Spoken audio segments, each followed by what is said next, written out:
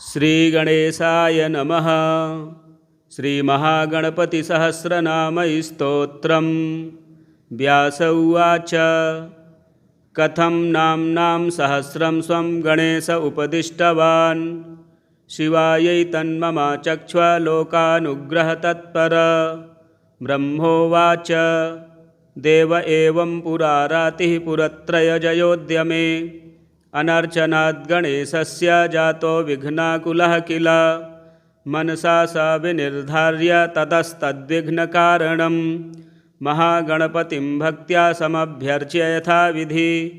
विघ्नप्रशमनोपायमपृच्छदपराजितः। सन्तुष्टः पूजया शम्भोर्महागणपतिः स्वयं। सर्वविघ्नैककरणं सर्वकामफलप्रदम्। ततस्तस्मै स्वकं नाम्नां सहस्रमिदमब्रवीत्। विनियोगः। ॐ अस्य श्रीमहागणपतिसहस्रनामस्तोत्रमन्त्रस्य महागणपतिर्ऋषिः अनुष्टुप् छन्दः। महागणपतिर्देवता गं बीजं हुं शक्तिः स्वाहा कीलकं। चतुर्विधपुरुषार्थसिद्ध्यर्थे जपादौ विनियोगः। अथ न्यासः। ॐ गां अङ्गुष्ठाभ्यां नमः हृदयाय नमः। ॐ गीं तर्जनीभ्यां नमः शिरसे स्वाहा। ॐ गूं मध्यमाभ्यां नमः शिखायै वषट्। ॐ गैं अनामिकाभ्यां नमः कवचाय हुम्। ॐ गौं कनिष्ठिकाभ्यां नमः नेत्रत्रयाय वौषट्। ॐ गः करतलकरपृष्ठाभ्यां नमः अस्त्राय फट्। अथ ध्यानम्। पञ्चवक्त्रो दशभुजो भालचन्द्रः शशिप्रभः। मुण्डमालः सर्पभूषो मुकुटाङ्गदभूषणः। अग्न्यर्कशशिनो भाभिस्तिरस्कुर्वन् दशायुधः। मानसोपचारैः सम्पूज्य ॐ लं पृथिव्यात्मकं गन्धं परिकल्पयामि। ॐ हम् आकाशात्मकं पुष्पं परिकल्पयामि। ॐ यं वायुवात्मकं धूपं परिकल्पयामि।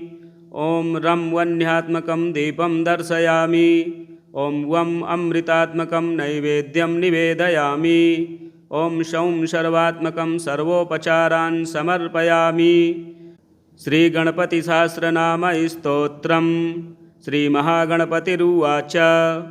ॐ गणेश्वरो गणक्रीडो गणनाथो गणाधिपः। एकदष्ट्रो वक्रतुण्डो गजवक्त्रो महोदरः। लम्बोदरो धूम्रवर्णो विकटो विघ्ननायकः। सुमुखो दुर्मुखो बुद्धो विघ्नराजो गजाननः। भीमः प्रमोद आमोदः सुरानन्दो मदोत्कटः। हेरम्बः सम्बरः शम्भुर्लम्बकर्णो महाबलः। नन्दनो लम्पटो भीरुर्मेघनादो गणञ्जयः। विनायको विरूपाक्षो धीरशूरो वरप्रदः। महागणपतिर्बुद्धिप्रियः क्षिप्रप्रसादनः। रुद्रप्रियो गणाध्यक्ष उमापुत्रो घनाशनः। कुमारगुरुरीशानपुत्रो मूषकवाहनः। सिद्धिप्रियः सिद्धिपतिः सिद्धः सिद्धिविनायकः। अभिघ्नस्तुम्बुरुः सिंहवाहनो मोहिनीप्रियः। कटङ्कटो राजपुत्रः शालकः संमितोमितः। कूष्माण्डशामसम्भूतिर्दुर्जयो धूर्जयो जयः। भूपतिर्भुवनपतिर्भूतानां पतिरव्ययः। विश्वकर्ता विश्वमुखो विश्वरूपो निधिर्घ्रणिः। कविः कविना नृषभो ब्रह्मणां ब्रह्मणस्पतिः। ज्येष्ठराजो निधिपतिर्निधिप्रियपतिप्रियः। हिरण्मयपुरान्तस्थः सूर्यमण्डलमध्यगः। कराहतिध्वस्तसिन्धुसलिलः पूषदन्तभीत्। उमाङ्ककेलिकुतकी मुक्तिदः कुलपालनः। किरीटी कुण्डलीहारी वनमाली मनोमयः। वैमुख्यहतदैत्यश्रीः पादाहतिग्जितक्षितिः। सद्यो जातस्वर्णमुञ्जमेखली दुर्निमित्तहृत्। धुःस्वप्नहृत्प्रहसनो गुणीनादप्रतिष्ठितः। स्वरूपः सर्वनेत्राधिवासो वीरासनाश्रयः। पीताम्बरः खण्डरदः खण्डेन्दुकृतशेखरः। चित्राङ्कश्यामदसनो भालचन्द्रश्चतुर्भुजः।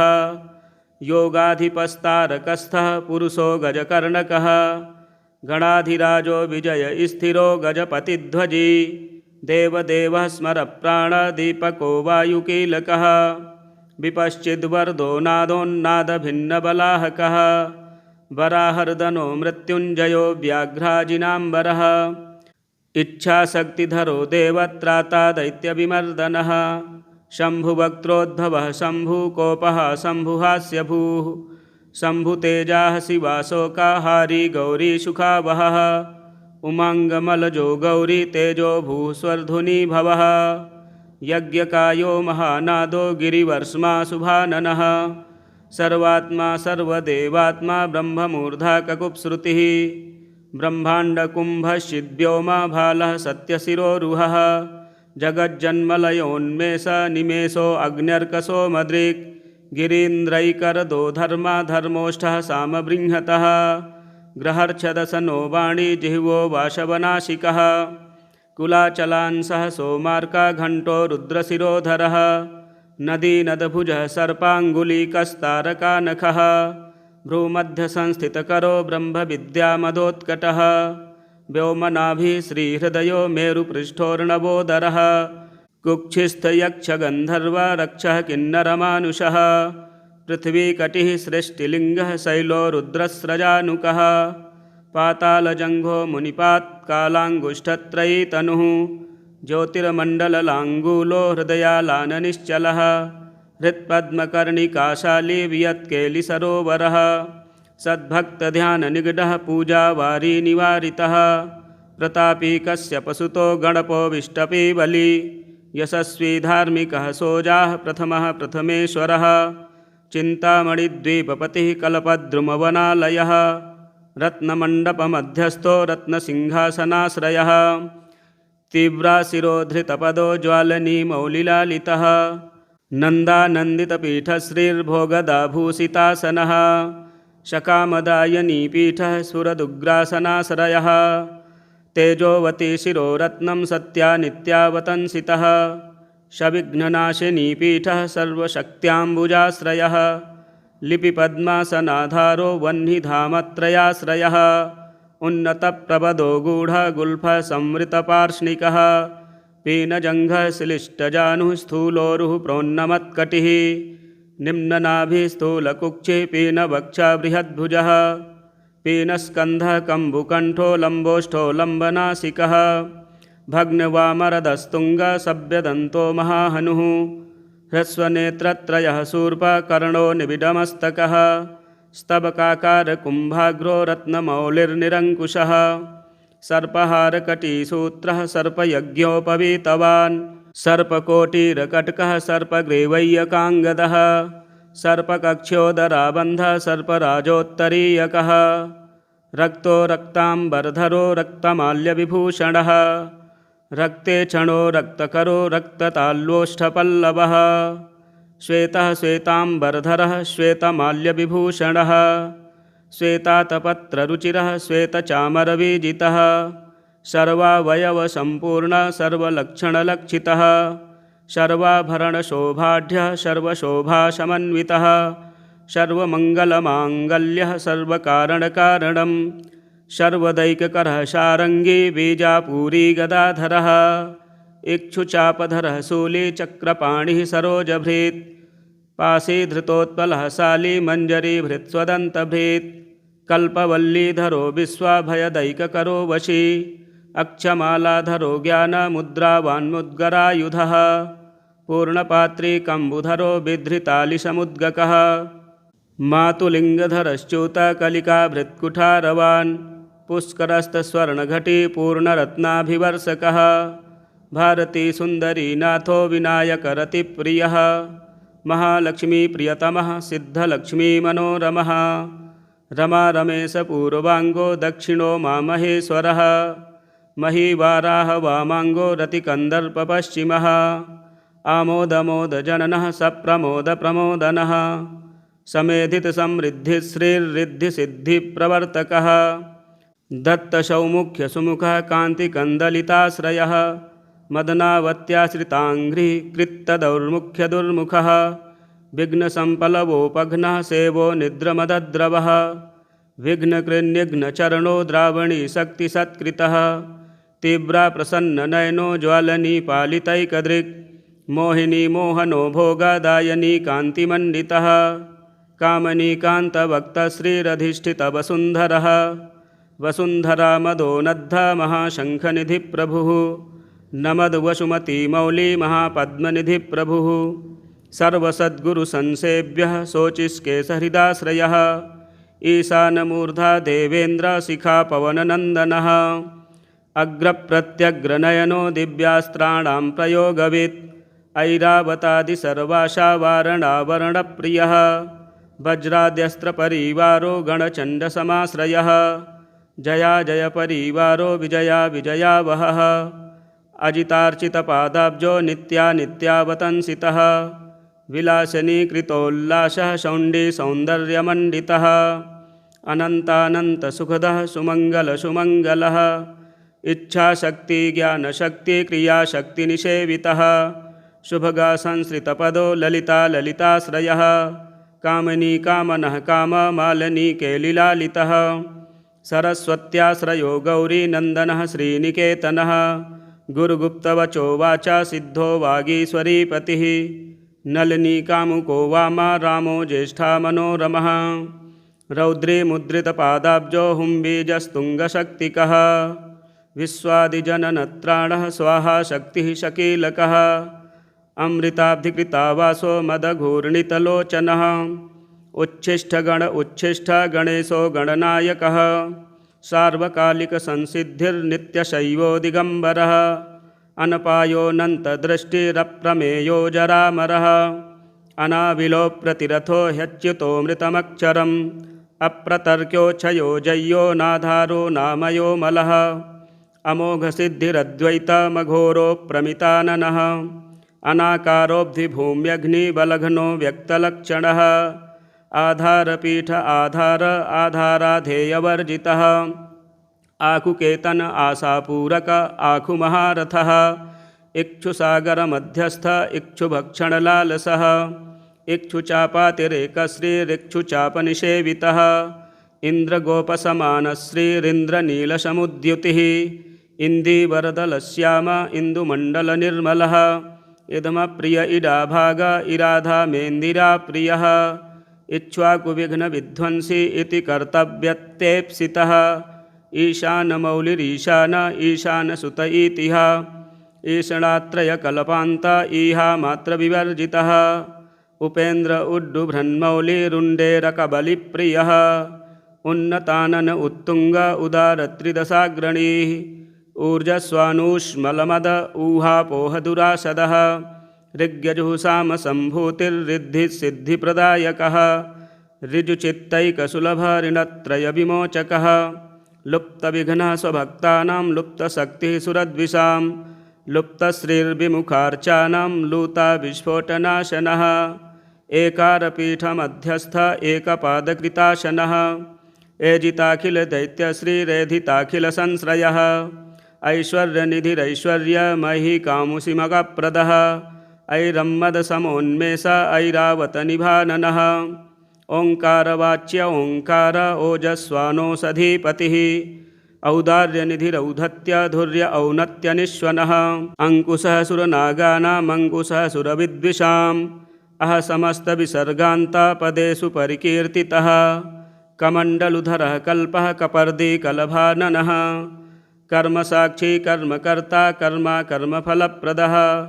कदम्बगोलकाकारः कूष्माण्डगणनायकः कारुण्यदेहः कपिलः कथकः कटिसूत्रभेत् खर्वः खड्गप्रियः खड्गखान्तान्तस्थः खनिर्मलः खल्वाटशृङ्गनिलयः खट्वाङ्गी खदुरासदः गुणाढ्यो गहनो गस्थो गद्यपद्मसूर्धार्णवः गद्यगानप्रियो गर्जो गीतगीवर्णपूर्वजः गुह्याचाररतो गुह्यो गुह्यागमनिरूपितः गुहाशयो गुहाब्धिस्थो गुरुगम्यो गुरोर्गुरुः घण्टाघर्घरिकामाली घटकुम्भो घटोदरः चण्डश्चण्डेश्वरसुहृच्चण्डी सचण्डविक्रमः चराचरपतिश्चिन्तामणिचर्वणलालसः छन्दश्छन्दो वपुश्छन्दो दुर्लक्ष्यश्चन्द्रविग्रहः जगद्योर्निर्जगत्साक्षी जगदीशो जगन्मयः जपो जपपरो जप्यो जिह्वा सिंहासनप्रभुः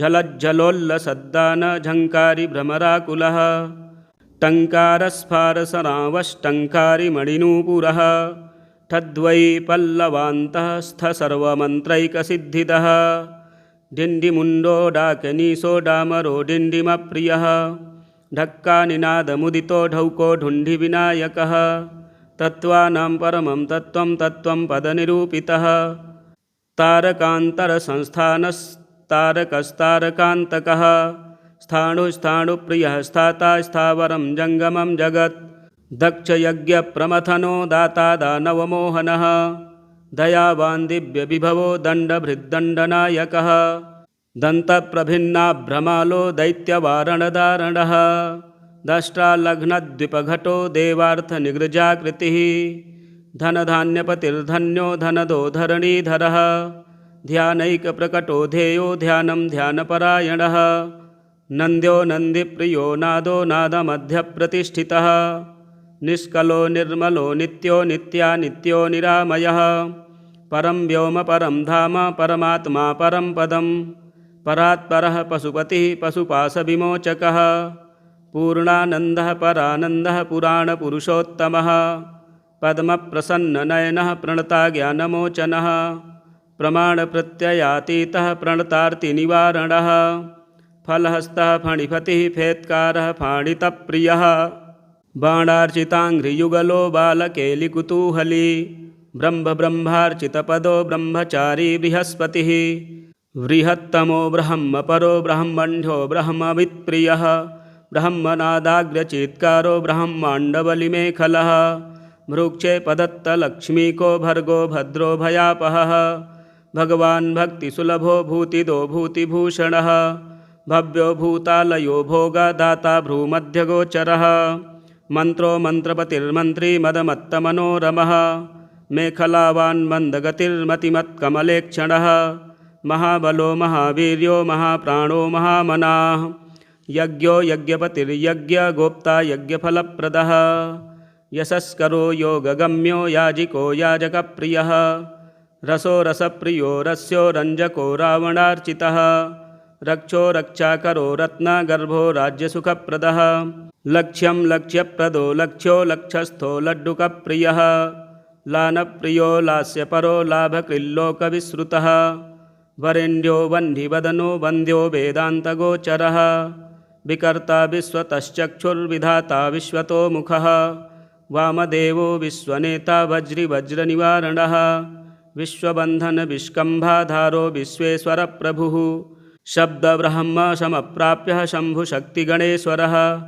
शास्ताशिखाग्रनिलयः शरण्यः शिखरीश्वरः षड्ऋतुकुसुमश्रग्वी षडाधारः षडक्षरः संसारवैद्यः सर्वज्ञः सर्वभेषजभेषजं सृष्टिस्थितिलयक्रीडः सुरकुञ्जरभेदनः सिन्दूरितमहाकुम्भः सदसद्व्यक्तिदायकः साक्षी समुद्रमथनः स्वसंवेद्यः स्वदक्षिणः स्वतन्त्रः सत्यसङ्कल्पः श्यामगानरतः सुखी हंसो हस्तिपिशाची सोऽहवनं हव्यकव्यभुक् हव्यो हुतप्रियो हर्षो हृल्लेखामन्त्रमध्यकः क्षेत्राधिपः क्षमाभर्ता क्षमापरपरायणं क्षिप्रक्षेमकरः क्षेमानन्दः क्षोणीसुरद्रुमः धर्मप्रदोऽर्थदः कामदाता सौभाग्यवर्धनः विद्याप्रदो विभवदो भुक्तिमुक्तिफलप्रदः आभिरूप्यकरो वीरश्रीप्रदो विजयप्रदः सर्ववश्यकरो गर्भदोषः पुत्रपौत्रदः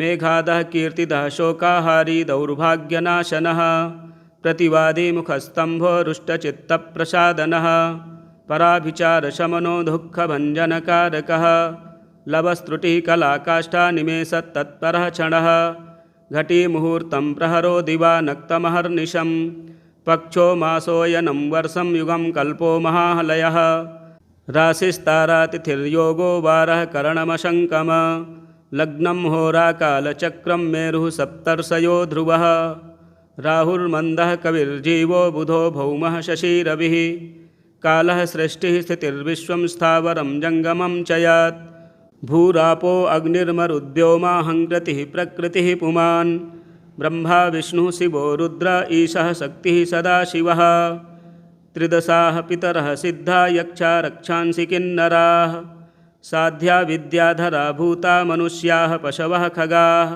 समुद्राः सरितः शैलाभूतं भव्यं भवोद्भवः सांख्यं पातञ्जलं योगिः पुराणानि श्रुतिः स्मृतिः वेदाङ्गानि सदाचारो मीमांसा न्यायविस्तरः आयुर्वेदो धनुर्वेदो गान्धर्व्यं काव्यनाटकं वैखानसं भागवतं सात्वतं पाञ्चरात्रकं शैवं पाशुपतं कालामुखं भैरवशासनं शाक्तं वैनायकं शौरं जैनमाहर्तसंहिता सदसद्व्यक्तमव्यक्तं सचेतनमचेतनं बन्धो मोक्षः सुखं भोगो योगः सत्यमडुर्महान् स्वस्ति हुं फट् स्वधा स्वाहा स्रौषड्वौषड्वषण्डमः ज्ञानं विज्ञानमानन्दो बोधः संविक्षमो यमः एक एकाक्षराधार एकाक्षरपरायणः एकाग्रधीरे कबीर एकानेकस्वरूपधृक् द्विरूपो द्विभुजो द्यक्षो द्विवर्दो द्विपरक्षकः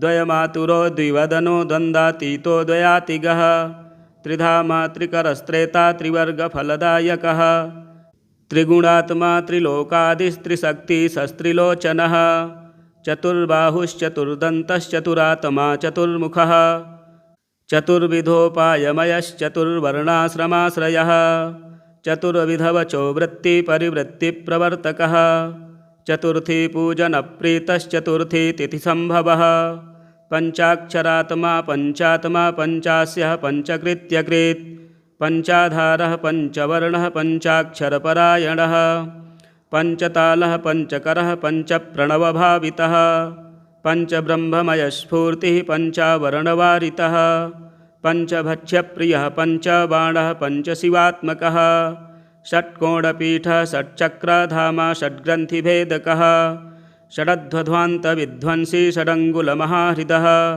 षण्मुखः षण्मुग्भ्राता षट्शक्तिपरिवारितः षड्वैरिवर्गविध्वंसी षडूर्मिर्भयभञ्जनः षट्तर्कदूरः षट्कर्मनिरतः षड्रसाश्रयः सप्तपातालचरणः सप्तदीपोरुमण्डलः सप्तस्वरलोकमुकुटः सप्तसप्तिवरप्रदः सप्ताङ्गराज्यसुखदः सप्तर्षिगणमण्डितः सप्तछन्दोनिधिः सप्तहोता सप्तस्वराश्रयः सप्ताब्धिकेलिकासारः सप्तमातृनिसेवितः सप्तछन्दोमोदमदः सप्तछन्दोमखप्रभुः अष्टमूर्तिर्ध्येयमूर्तिरष्टप्रकृतिकारणम् अष्टाङ्गयोगफलभूरष्टपत्राम्बुजासनः अष्टशक्तिसमृद्धश्रीरष्टैश्वर्यप्रदायकः अष्टपीठोपपीठश्रीरष्टमातृसमावृतः अष्टभैरवसेव्योष्टवसुवन्द्योष्टमूर्तिभृत् अष्टचक्रस्फुरन्मूर्तिरष्टद्रव्यः विप्रियः नवनागासनाध्यासी नवनिध्यनुशासिता नवद्वारपुराधारो नवाधारनिकेतनः नवनारायणस्तुत्यो नवदुर्गानिषेवितः नवनाथमहानाथो नवनागविभूषणः नवरत्नविचित्राङ्गो नवशक्तिशिरोधृतः दशात्मको दशभुजो दशदिक्प्रतिबन्धितः दशाध्यायो दशप्राणो दशेन्द्रियनियामकः दशाक्षरमहामन्त्रो दशासाव्यापी विग्रहः एकादशादिभिरुद्रैः स्तुत एकादशाक्षरः द्वादशोद्दण्डदोर्दण्डो द्वादशान्तनिकेतनः त्रयोदशविधा भिन्ना विश्वदेवाधिदैवतं चतुर्दशेन्द्रवर्धश्चतुर्दशमनुप्रभुः चतुर्दशादिविद्याढ्यश्चतुर्दशजगतप्रभुः सामपञ्चदशः पञ्चदशी सीतासु निर्मलः षोडशाधारनिलयः षोडशस्वरमातृकः षोडशान्तपदावासः षोडशेन्दुकलात्मकः कलासप्तदशी सप्तदशः सप्तदशाक्षरः अष्टादशद्वीपपतिरष्टादशपुराणकृत् अष्टादशौषधिसृष्टिरष्टादशविधिस्मृतः अष्टादशलिपिव्यष्टिसमष्टिज्ञानकोविदः एकविंशः पुमानेकविंशत्यङ्गुलिपल्लवः चतुर्विंशतितत्त्वात्मा पञ्चविंशाख्यपूरुषः सप्तविंशतितारेशः सप्तविंशतियोगकृत् द्वात्रिंशद्भैरवाधीशश्चतुस्त्रिंशन्महाहृदः षट्त्रिंशत्तत्त्वसम्भूतिरष्टात्रिंशत्कलातनुः नमदेको न पञ्चाशन्मरुद्वर्गनिरर्गलः पञ्चाशदक्षरश्रेणी पञ्चाशद्रुद्रविग्रहः पञ्चाशद्विष्णुशक्तिशः पञ्चाशन्मातृकालयः द्विपञ्चाशद्वपुः श्रेणी त्रिषष्ट्यक्षरसंश्रयः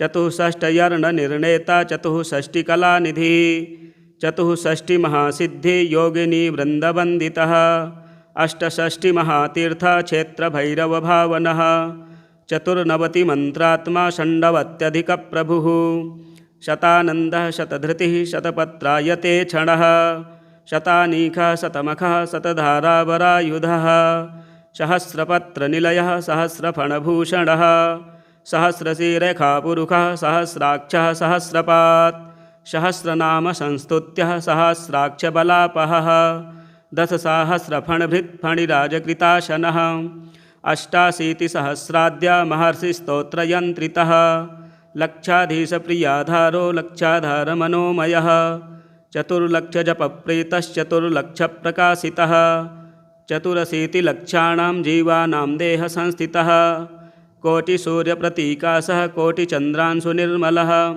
शिवाभवाद्युष्टकोटिविनायकधुरन्धरः सप्तकोटिमहामन्त्रमन्त्रितावयवद्युतिः त्रयस्त्रिंशत्शत्कोटिसुरश्रेणीप्रणतपादुकः अनन्तनामानन्तश्रीरनन्तानन्तसौख्यदः अनन्तनामानन्तश्रीरनन्तानन्तसौख्यदः ॐ इति वैनायकं नाम्नां सहस्रमिदमीरितम् इदं ब्राह्मे मुहूर्ते वै यः पठेत् प्रत्यहं नरः करस्थं तस्य सकलमैहिकामुष्मिकं सुखम् आयुरारोग्यमैश्वर्यं धैर्यं शौर्यं बलं यशः मेधा प्रज्ञा धृतिः कान्तिः सौभाग्यमतिरूपता सत्यं दया क्षमा शान्तिर्दाक्षिण्यं धर्मशीलता जगत्संयमनं विश्वसंवादो वादपाटवं सभापाण्डित्यमाऊदार्यं गाम्भीर्यं ब्रह्मवर्चसम् औन्नत्यं च कुशलं शीलं प्रतापो वीर्यमार्यता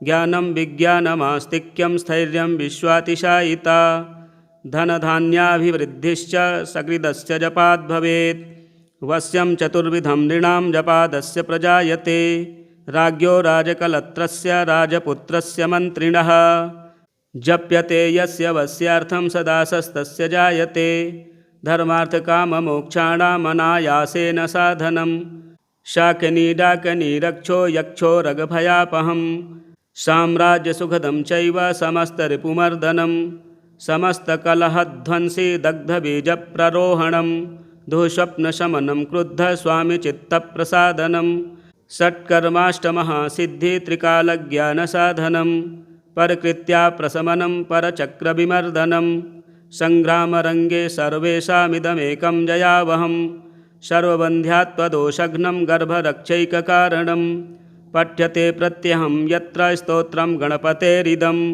देशे तत्र न दुर्भिक्षमीतयो दुरितानि च न तद्गृहं जहाति श्रीर्यत्रायं जप्यते स्तवः क्षयकुष्ठप्रमेहार्षो भगन्धरं विसूचिकाः गुल्मं प्लीह नमस्मानमतिसारं महोदरं काशं श्वासमुदावर्तं शूलं सोफादिसम्भवं शिरोरोगं वमिहिक्कां गण्डमालामरोचकं वातपित्तकफद्वन्द्वत्रिदोषजनितज्वरम् आगुन्तुं विषमं शीतमुष्णं चैकाहिकादिकम् इत्यादुक्तमनुक्तं वा रोगं दोषादिसम्भवं सर्वं प्रशमयत्यासु स्तोत्रस्यास्य सकृज्जपः सकृत्पाठेन संसिद्धः स्त्रीशूद्रपतितैरपि सहस्रनाममन्त्रोऽयं जपितव्यः शुभाप्तये महागणपतेः स्तोत्रं सकापः प्रजपन्निदम् इच्छितान् सकलान् भोगानुपभुज्येह पार्थिवान्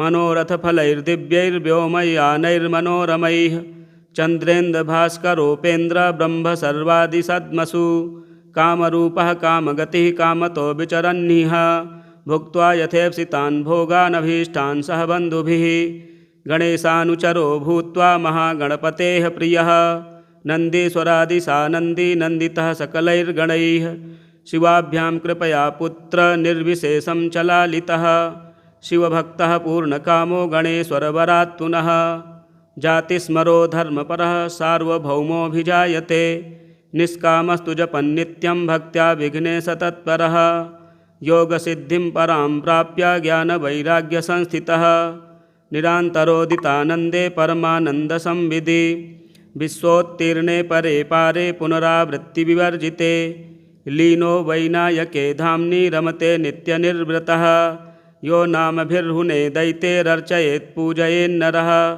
राजानो वश्यतां यान्ति रपवो यान्ति दासतां मन्त्राः सिद्ध्यन्ति सर्वेऽपि सुलभास्तस्य सिद्धयः मूलमन्त्रादपि स्तोत्रमिदं प्रियतरं मम नभस्ये मासि शुक्लायां चतुर्थ्यां मम जन्मनि दुर्वाभिर्नामभिः पूजां तर्पणं विधिवच्चरेत् अष्टद्रव्यैर्विशेषेण जुहुयाद्भक्तिसंयुतः तस्येप्सितान् सर्वाणि सिद्ध्यन्त्यत्र न संशयः इदं प्रजप्तं पठितं पाठितं श्रावितं श्रुतं व्याकृतं चर्चितं ध्यातं विमृष्टमभिनन्दितं ईहामुत्र च सर्वेषां विश्वैश्वर्यप्रदायकं स्वच्छन्दचारिणाप्येष येनायं धार्यते स्तवः स रक्षते शिवोद्भूतैर्गणैरध्युष्टकोटिभिः पुस्तके लिखितं यत्र गृहे स्तोत्रं प्रपूजयेत् तत्र सर्वोत्तमा लक्ष्मी सन्निधत्ते निरन्तरं दानैरशेषैरखिलैर्वृतैश्च तीर्थैरशेषैः सकलैर्मखैश्च न तत्फलं विन्दति यद्गणेशसहस्रनाम्नां स्मरणेन सद्यः एतन्नाम्नां सहस्रं पठति दिनमणौ प्रत्यहं प्रोज्जिहानि सायं मध्यं दिने वा त्रिसवणमथवा सन्ततं वा जनो यः सस्यादैश्वर्यधुर्यः प्रभवति च सतां कीर्तिमुच्चैस्तनोति प्रत्यूहं हन्ति विश्वं वस्यति सुचिरं वर्धते पुत्रपौत्रैः अकिञ्चनोऽपि मत्प्राप्तिचिन्तको नियतासनः जपेत्तु चतुरो मासान् गणेशार्चनतत्परः दरिद्रतां समुन्मूल्य सप्तजन्मानुगामपि लभते महतीं लक्ष्मीमित्याज्ञा परमेश्वरी आयुष्यं वेतरोगं कुलमतिविमलं सम्पदश्चार्तदानाः कीर्तिनित्यावदाता भणिति भिनवा कान्तिरव्याधिभव्या पुत्राः सन्तः कलत्रं गुणवदभिमतं यद्यदेतच्च सत्यं नित्यं यः स्तोत्रमेतत्पठति गणपतेस्तस्य हस्ते समस्तम्। श्रीगणेशपुराणे उपासनाखण्डे महागणपतिप्रोक्तं गणेशसहस्रनामस्तोत्रं सम्पूर्णम्।